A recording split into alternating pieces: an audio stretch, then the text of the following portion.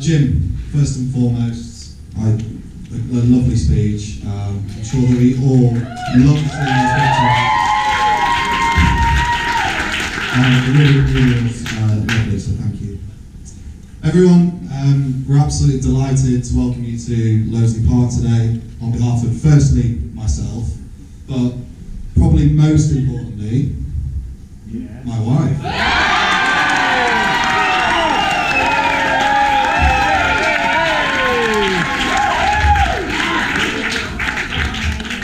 That felt nice.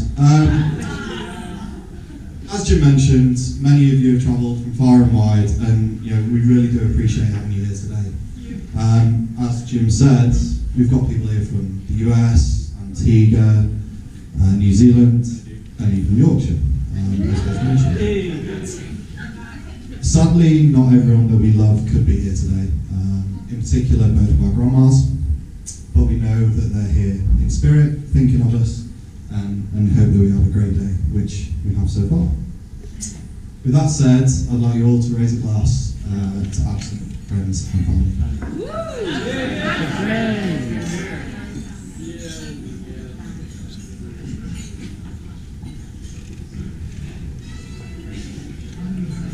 I want you all to imagine that you're about 8 years old, and it's Christmas Eve. And all year long, you've thought long and hard about one present in particular. You wake up Christmas morning, go dashing downstairs, and there, under the tree, is that present. That's exactly how I feel right now. Hey!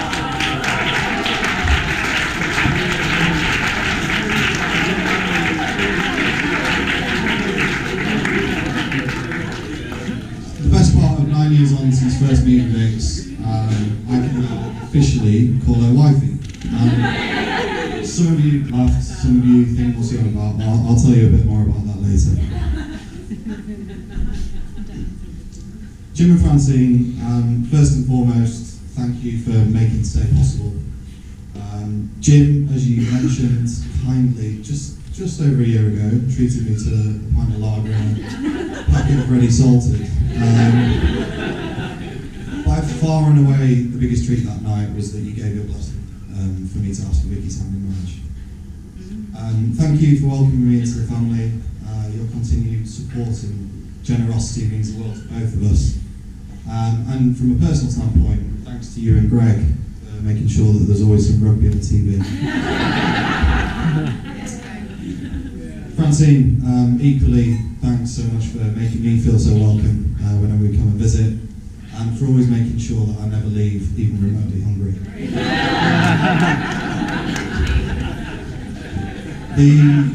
It's interesting, and I promise this is true. The first time that we ever visited Jim and Francine's house together, Francine actually said something to me which absolutely melted my heart.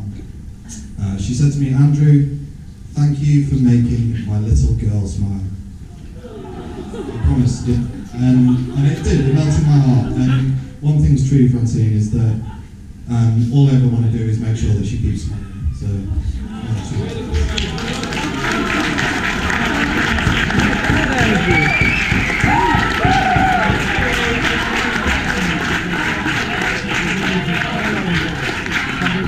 to both of you together, I want to thank you both for raising such a beautiful, caring and sincere daughter, and on behalf of both of us for showing us how important laughter is in a happy marriage. So thank you.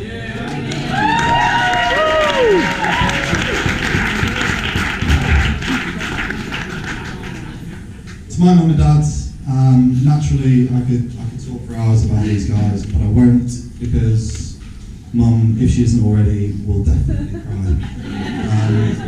But I will share a couple of stories with you if I may. Firstly, my dad. Many of you in this room will know that he's my biggest supporter when it comes to particularly cricket and rugby. He also happens to be my harshest critic if ever I play a crap shot. But one thing that should...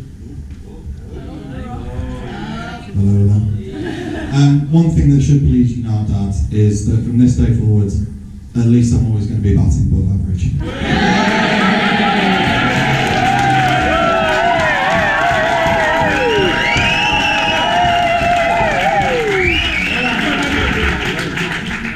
Hello. My dad was actually playing in both my proudest and most nervous moments on a cricket field. I was about 13 and we were playing in the same team, and we opened the batting together. First time we'd ever done it, and I was so proud walking out to bat with my dad. We put on over 130. Truth be told, it probably would have been a few more if I hadn't got a bit carried away. Yeah, I remember being so proud that day. In the same season, my most nervous moment came.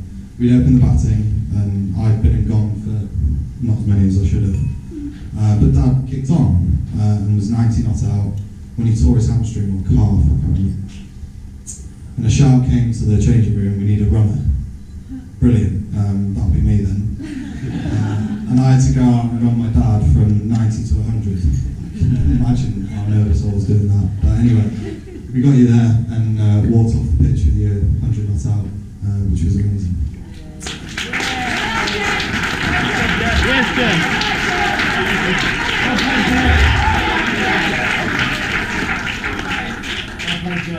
My mum. The first time that I ever travelled alone, I was about 15, going on a school cricket tour, going off to Barbados of all places. We got to Manchester Airport, got to check in, and the lady looked at me and she said, "Did you pack your bag yourself, sir?" No, of course I didn't. My mum did it. Safe to say, that did very little for my reputation as a man's player. I'm not sure much changed, to be honest, but there we go. To both of you, I want to thank you from the bottom of my heart for all your love and support over the years. I absolutely dread to think of the amount of time, money, miles, washing powder that you've invested in me, but hopefully you think it was worth it.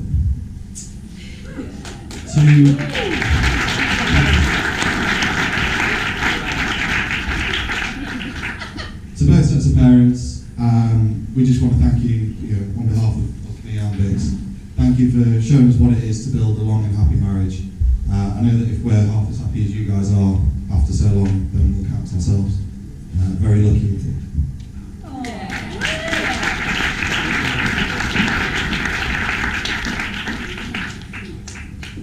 Bridesmaids. I was going to get to something.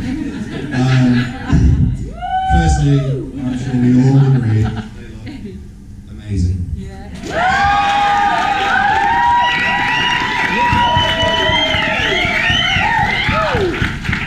Which is a massive relief, because the most stressed Vic's got through this entire planning process was picking those dresses. Secondly, thanks for arranging what, by all accounts, was an amazing trip to Lisbon for the honeymoon.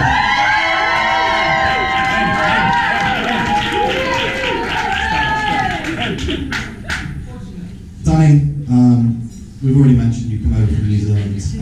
I know it means the world to Vic to have a big sister by her side today. For me personally, it's been great to get to know you properly the last couple of days. So thanks for making the effort to come.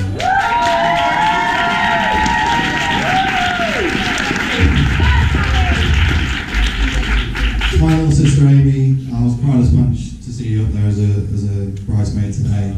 Many of you will know how close Amy and I are, probably all stemming from the amount of cricket balls and rugby balls she's thrown at her over the years. So proud to see what beautiful and intelligent young lady you've grown into. Very nice.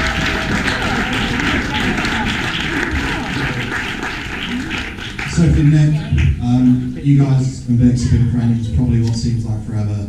I know how much you sort of values your friendship and support through this whole process. Particular shout out to Nicola, who is here less than 3 weeks after giving birth to.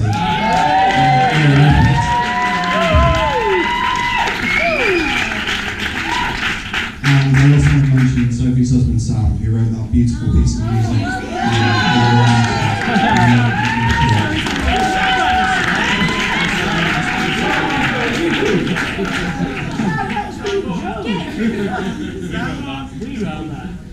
Last but not least is Fiona, who, as you can see, is the odds-on favourite to be the first on the dance floor. And apparently the bookies are taking bets on being the last of it. So, Fee, it's always nice to see you and Bits together. You have such a laugh.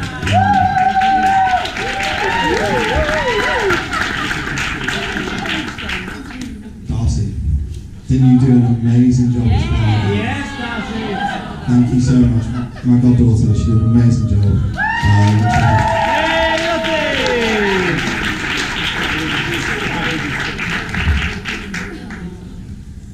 Those two tables over there, at this point I felt like I had to say something. The crew, as they refer to themselves.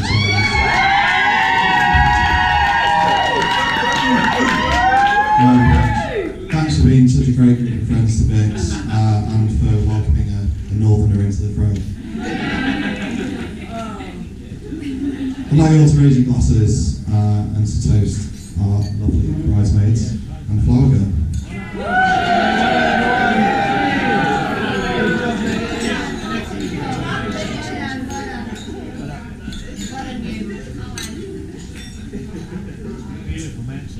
Let's talk about my ushers. First and foremost, we have Joe.